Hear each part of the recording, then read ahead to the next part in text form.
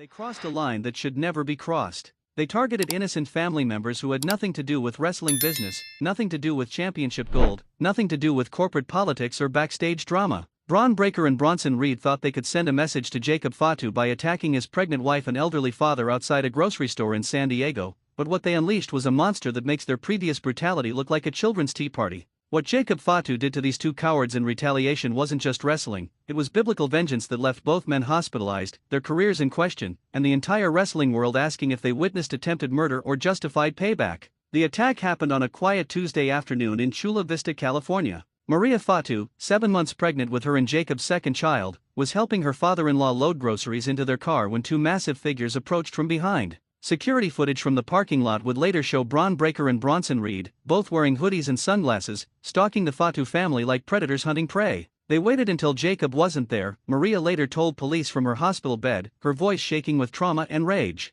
They knew he was at a wrestling convention in Phoenix, knew I'd be alone with his dad, knew we'd be vulnerable. They planned this attack specifically to hurt innocent people who couldn't fight back. What happened next was caught on multiple security cameras and cell phone videos from horrified witnesses, creating evidence of an assault so vicious that it transcended wrestling storylines and entered the realm of criminal brutality. Bron Breakker, the so-called next generation of wrestling royalty, grabbed 74-year-old Cyan Fatu from behind and threw him face-first into the concrete parking lot with enough force to crack his skull. I heard the sound, one witness later testified. The sound of an old man's head hitting concrete. It was sickening. There was blood everywhere, and he wasn't moving, and these two monsters just stood there watching like they'd accomplished something great. But the attack on Jacob's elderly father was just the beginning of their cowardly assault. While Cyan lay unconscious and bleeding on the parking lot asphalt, Bronson Reed turned his attention to Maria Fatu, a pregnant woman who posed no threat to anyone and had never been involved in wrestling business beyond supporting her husband's career. "Please don't hurt my baby." Maria's desperate pleas were caught on multiple cell phone recordings as Reed grabbed her by the shoulders and shoved her against a parked car with enough force to dent the door. "I'm pregnant, please, I'm pregnant." But these pleas for mercy fell on deaf ears. Reed, the man who calls himself Big Bronson Reed and claims to represent strength and power, continued his assault on a defenseless pregnant woman while her father-in-law lay motionless nearby. He kept saying Jacob's name, Maria later recalled through tears. "He kept telling me this was a message for my husband, that this was what happens when you disrespect the wrong people. He was using me and an elderly man as weapons in some sick wrestling feud." The attack lasted less than 3 minutes, but the damage was catastrophic. Cyan Fatu suffered a fractured skull, 3 broken ribs, and internal bleeding that required emergency surgery. Maria Fatu was rushed to the hospital with severe bruising, a concussion, and concerns about potential complications with her pregnancy. Two innocent people, guilty of nothing more than being related to Jacob Fatu, were brutalized by professional wrestlers who thought their size and strength gave them the right to attack civilians. But Bron Breakker and Bronson Reed had made a calculation error that would prove fatal to their careers and possibly their lives. They had assumed that Jacob Fatu was just another wrestler who would handle their cowardly attack through proper channels, filing complaints with WWE officials, working through the legal system, maybe cutting an angry promo on television to generate heat for a future storyline. They were catastrophically wrong. Jacob Fatu received the call about the attack while signing autographs at a fan convention 300 miles away. Witnesses described a transformation that was both immediate and terrifying. The friendly, smiling wrestler who had been taking pictures with children suddenly became something darker, more dangerous, more focused on violence than anyone in that convention center had ever seen. His whole demeanor changed in an instant, one fan later posted on social media. He went from laughing and joking with kids to looking like he was planning multiple murders. The temperature in the room dropped 20 degrees when he got that phone call. Jacob didn't wait for flights, didn't coordinate with WWE officials, didn't consult with lawyers or agents or anyone else who might counsel restraint. He got in his car and drove 300 miles straight through, burning up interstate highways while his wife and father fought for their health in a San Diego emergency room. But Jacob wasn't driving to the hospital to comfort his family, he was driving to find Bron Breakker and Bronson Reed and deliver the kind of justice that doesn't exist in courtrooms or corporate offices. "I made some phone calls during that drive," Jacob later explained in an interview that sent shockwaves through the wrestling industry. "I have connections in every major city, people who know people, friends who understand that some situations require immediate action rather than legal procedures. By the time I reached San Diego, I knew exactly where these cowards were hiding." The information Jacob gathered during his 3-hour drive painted a picture of two wrestlers who had fled the scene of their crime and were holed up in a luxury hotel downtown, apparently celebrating their successful attack on innocent civilians. Security footage from the hotel bar showed Bron and Bronson drinking champagne and laughing about their afternoon's work, completely unaware that a monster was closing in on their location. They were toasting. Jacob's voice carried the cold fury of a man who had moved beyond anger into something far more dangerous. actually raising glasses and celebrating the fact that they'd put a pregnant woman and an elderly man in the hospital. That's when I knew that whatever I did to them would be completely justified. What happened in that hotel at approximately 9:47 p.m. Pacific time has been described by witnesses as the most brutal, most systematic, most personally motivated beating in wrestling history. Jacob Fatu didn't just attack Bron Breakker and Bronson Reed, he dismantled them piece by piece with the kind of methodical violence that suggested military training rather than professional wrestling experience. He came through that hotel lobby like the Terminator, one witness later told police. Not running, not yelling, not making a scene, just walking with purpose toward the elevator like he had business to attend to. But there was something in his eyes that made everyone get out of his way. The hotel's elevator security cameras captured Jacob's ascent to the 15th floor, where Bron and Bronson had rented adjoining suites to continue their celebration. The timestamp shows 9:49 p.m. when the elevator doors opened. The next security footage, from the hallway cameras, shows Jacob walking calmly to room 1547 and knocking on the door like he was delivering room service. Bron Breakker answered the door still holding a champagne glass, apparently expecting another bottle from hotel staff. Instead, he found himself face to face with Jacob Fatu, who had driven 300 miles for the specific purpose of ending his career and possibly his life. The look on Breakker's face when he realized who was at his door was priceless, Jacob later recalled with cold satisfaction. All that arrogance, all that confidence he'd shown while beating up my pregnant wife and elderly father, just evaporated when he realized he was about to face someone who could fight back. What followed was captured on the hotel's hallway security cameras and has since become the most watched piece of wrestling-related violence in internet history. Jacob grabbed Bron by the throat and dragged him out of his hotel room into the hallway, where he proceeded to deliver what can only be described as professional-level punishment that transcended anything seen in legitimate wrestling matches. The sound, one hotel guest later testified. The sound of Breakker's body hitting the walls, the floor, the ceiling, it was like someone was using a human being as a wrecking ball. And Jacob wasn't even breathing hard. He was completely calm, completely in control, completely focused on destroying this man who had hurt his family. But Jacob wasn't finished with just one target. As Bron lay motionless in the hallway, bleeding from multiple head wounds and possibly suffering internal injuries, Jacob turned his attention to room 1549, where Bronson Reed was apparently trying to barricade himself behind hotel furniture. Reed knew what was coming, Jacob explained with satisfaction. He'd heard what was happening to his partner in the hallway, and he was smart enough to realize that his turn was next. But hotel room doors aren't designed to keep out someone with my level of motivation. The security footage shows Jacob methodically breaking down the door to Reed's room with the kind of systematic approach that suggested he'd done this before. Not the frenzied assault of an angry man, but the calculated work of someone who viewed violence as a problem-solving tool. When I finally got through that door, Jacob continued, Reed was hiding in the bathroom like a coward. The same man who'd thrown around my pregnant wife was cowering behind a locked door, begging me not to hurt him. It was pathetic. What Jacob did to Bronson Reed in that hotel bathroom has been described by emergency medical technicians as some of the most severe non-fatal injuries they'd ever seen. Reed suffered 3 broken ribs, a collapsed lung, a shattered orbital bone, and internal bleeding that required immediate surgery to prevent death. I made sure he understood exactly why this was happening, Jacob explained with cold precision. Every bone I broke, every injury I inflicted, I explained exactly how it related to what he'd done to my family. When I shattered his ribs, I told him it was for the ribs he'd broken on my father. When I destroyed his face, I told him it was for the bruises he'd put on my pregnant wife. The systematic nature of Jacob's revenge suggested that this wasn't random violence, but calculated justice designed to ensure that his victims understood the connection between their crimes and their punishment. But Jacob's retaliation extended beyond just physical violence.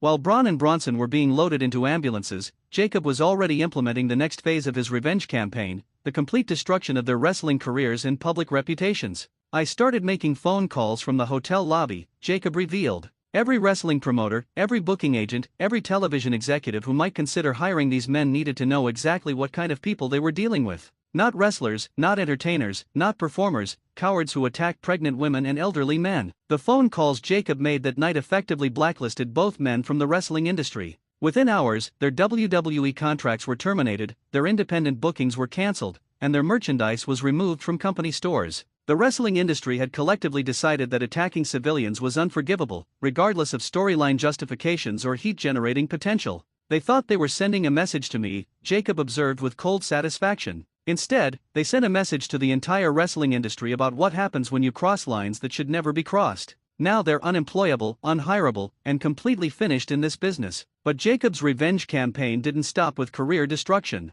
He also launched a systematic assault on their personal reputations that extended far beyond wrestling circles. Their neighbors needed to know who they were living next to, Jacob explained. Their kids' schools needed to know what kind of parents were picking up children. Their families needed to know what these men had become. I made sure that everyone in their personal lives understood exactly what Bron Breakker and Bronson Reed were capable of. The social media campaign that followed was devastating. Video footage of the parking lot attack, combined with hospital photos of Jacob's injured family members, created a narrative of cowardly brutality that destroyed any sympathy the attackers might have received. Public opinion turned completely against them, transforming them from wrestling heels into genuine social pariahs. The wrestling business has always operated on the principle that attacking family members is off limits, Jacob continued. You can have beef with me, you can challenge me in the ring, you can even try to hurt me personally, but the moment you involve innocent civilians, the moment you target pregnant women and elderly men, you cross into territory where wrestling rules no longer apply. This principle, while unwritten, has been respected throughout wrestling history.